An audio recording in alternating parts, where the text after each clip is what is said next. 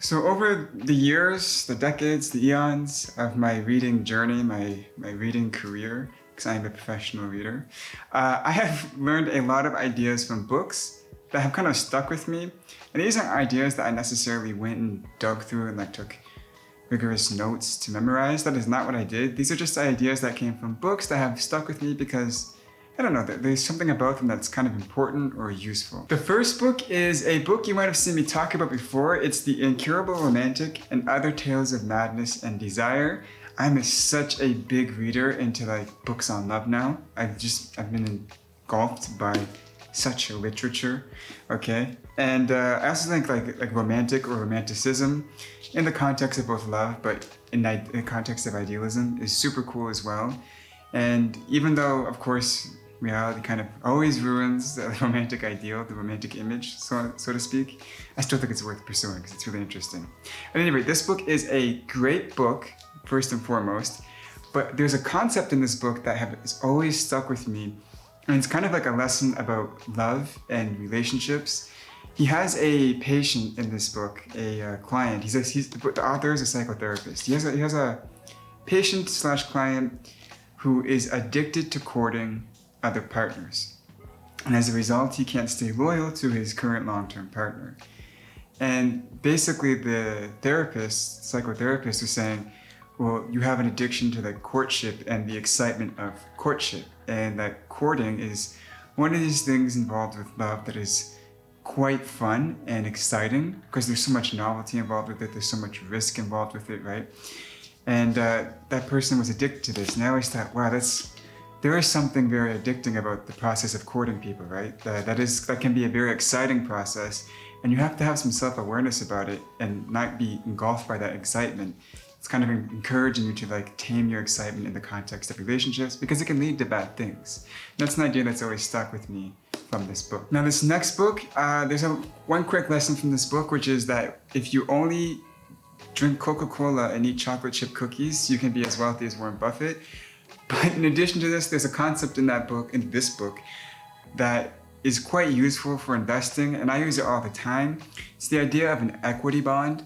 And the idea of an equity bond is you take I think it's the earnings per share divided by market capitalization. And what you want to see is that earnings per share year over year is increasing as a percentage of market capitalization.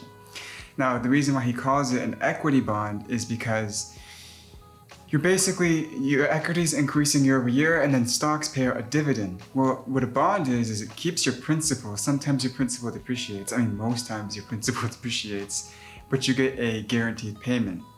But if you have increasing equity year over year, a dividend is based off of the amount of equity in the company, and earnings per share is calculated by equity divided by total shares outstanding, right, minus dividend payment. If you have your total equity increasing year over year, and therefore your earnings per share is increasing year over year, it's kind of like a bond, right? You're getting 2% interest. Of course, there's going to be volatility in the market price, but if the equity is increasing year over year, then the dividends they'll pay out will increase year over year, which means even if your market price is down, the dividend payment increasing will eventually attract investors back into the company, and therefore the market price will go back up, which is why I don't really ever worry about market price. I always look at the actual equity in the company and their dividend payments. That will determine whether the market price will be good in the future or not, amongst potential revenue coming into the company and whatnot. But anyways, the equity bond is the idea from this book that I really, really like, and I think it will stick for me for the rest of my life. Now, this book, Irrational Exuberance, is a book about how news and let's say not typical variables, or at least variables that should have influence, actually as a matter of fact do have influence on the pricing of a company, or the pricing of an equity, you could say. And he gives a great example of how media headlines can heavily influence the market price of stocks, even to the point where the actual value of the company is just not impacted. The business operations haven't changed, but bad media, everybody dumped the stock, okay? So the idea in this book that I like the most is that idea that media can influence your stocks. And so you have to consider maybe when you're buying a stock that although there might be companies where there's good financials, and it's like maybe a micro cap company. So maybe you're paying like I think this is nano cap. A nano cap company, maybe you're paying like $5 or $6 per share, something like this. If that company cannot generate any media, even though the dividends year over year might be increasing, which is good for you, you might not be able to get your money back as quick as you like because there's no media headlines to bump up the market price. That's kind of something that you can add to your investment strategies, where you can buy companies that have good media to quickly increase their market price, the price of their stock in the market. So that's one idea from this book that I think I'll always remember and keep with me. Okay, this next book, The Everything Store. I want to say something about this first. This book is not that good. It's like a 3 out of 5. People on Bookstagram and BookTube and like the business world, they're all talk about Brad Stone being this great book to read, The Everything Store, and like he has another one. And anyway, the book is not that good. Scott Galloway is a way better business writer when it comes to these companies. But there are some ideas in this book that aren't even, one of them is not even Brad Stone's idea. And it was an idea that Bezos came up with that said there's like 2 types of investments or like risks. Said there's one risk where you can take the risk and then if it's not going well, you can step away from it. And there's another type of risk where you're just all in and there is no such thing as stepping away from it. And you kind of need to have a balance between these types of risks in your life, which I think is actually quite a cool idea. And the other idea that kind of stuck with me, which has it's been more of like an echo chamber in some sense for me, which is the market price for the Amazon stock in like 2000 something, early 2000s, hit like $12 from 33, right? So it lost like almost 66% plus of its value. And as that was going on, because like this was, by the way, I think induced by media headlines, as this was going on, the internal metrics of Amazon were positive. Like their revenue was up like 100 and something percent. The number of sales they had year over year was up like 200 something percent. Bezos was really stunned by this. And it kind of reinforces the idea, for me at least, that market price of a stock means very little to me, because if you're buying a company based off the financial data of the company, the financial performance of the company, as long as you don't need your money to be super liquid and you can average out the volatility for like a 2-year, 3-year period, you can sit on it for 3 years, the market price means nothing. In general, the market price there's a famous quote, right? Like the stock market is in the short run, a voting machine; in the long run, a weighing machine. Yeah, that's kind of the idea. So this book kind of reinforced, one, the cool idea about risk, but 2, the idea that like we really don't need to pay attention to market price. Right? Now, the next book, it's actually a 3-volume series, and it's a bit of a controversial book. I will say I don't agree with everything in the book, and it is Das Kapital, volumes 1, 2, and 3. There is a few ideas that I have taken away from Marx. I think his conceptions of human nature are bad, but I don't think he completely misunderstands economics. And there's one idea in particular that has actually stuck with me for a very long time, and I think it's actually a very interesting distinction.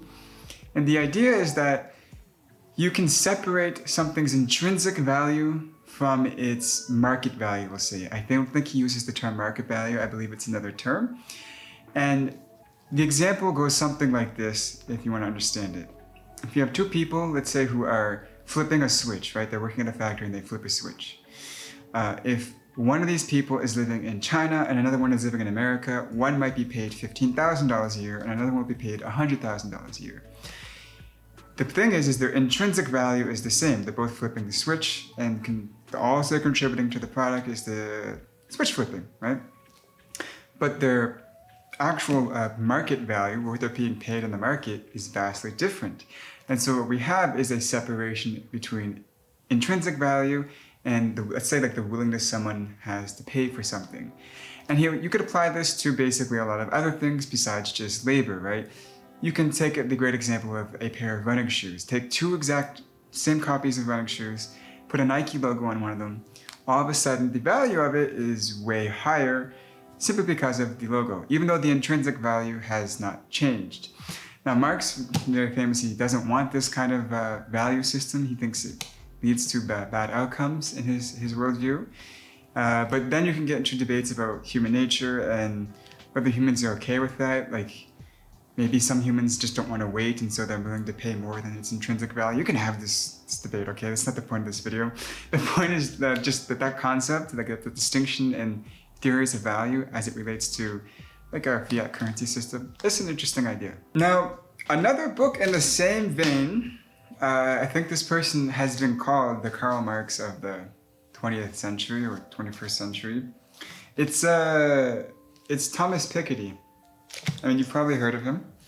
And this book is actually one of his great books. He has another one about like how wealth inequality is going down. And anyways, he has a few books that are pretty cool. But in this book, there's something that's quite interesting to me that has stuck with me for a very long time, which is that the appreciation of asset classes over time has not been equal across all of the classes. And he includes as one of the asset classes labor, farmland and real estate, and then I think it's equities and like you could say stocks in general or just mutual funds, whatever, any kind of equity you want, have done a better job of not only keeping up with inflation, but also growing as an asset class. Their incomes do keep up relatively close to inflation in general. And then compare this to labor, which doesn't really have a like income / capital gains kind of breakdown to begin with, right? Like whereas with real estate, you have an income and you have a capital gains on top of that. With labor, you don't have that. And so even then, when you consider, well, okay, maybe the income is super good on labor. Well, no, it's not. The appreciation of labor income over time has been about like 2 or 3% for I think for like the last 60 or 70 years, at least in America, which is pretty terrible. Most stocks will pay you 2 or 3%, and then real estate will pay you more than that. So the appreciation of these asset classes over time has just been bad. So one of the best ways to ensure that you don't get ahead in life is to only have an income produced by labor. And he says on top of that, like the democratization of investment vehicles will actually lead to lower wealth inequality, which I tend to agree with. And that has happened to some extent. And you can read more about that in his book about 100 years of wealth inequality and how it's been getting better over time. So those are some books that I read where basically the ideas stuck with me. I didn't really take notes or anything. A lot of people actually ask me like, do I take extensive notes? Am I like in the margins all the time? And the answer is no.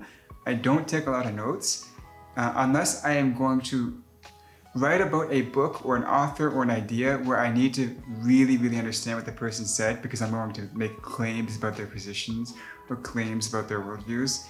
If I'm not doing that and I just want to read a history book, I'll just read the book. I don't really take notes, and it just happens to be the case that some things stick with me and some things don't. And this is a great example of like a lot of you guys, you can see a lot of these ideas kind of just stuck with me, and I don't think they're going to go anywhere anytime soon because they just shape the way I perceive the world. But those are some books that left me with some great ideas. Let me know if you have any books that have great ideas that like have just stuck with you. I would love to read them. Some of you guys have recommended some gems to me, and I'm really appreciative of that. That's great. But with that being said, bye-bye.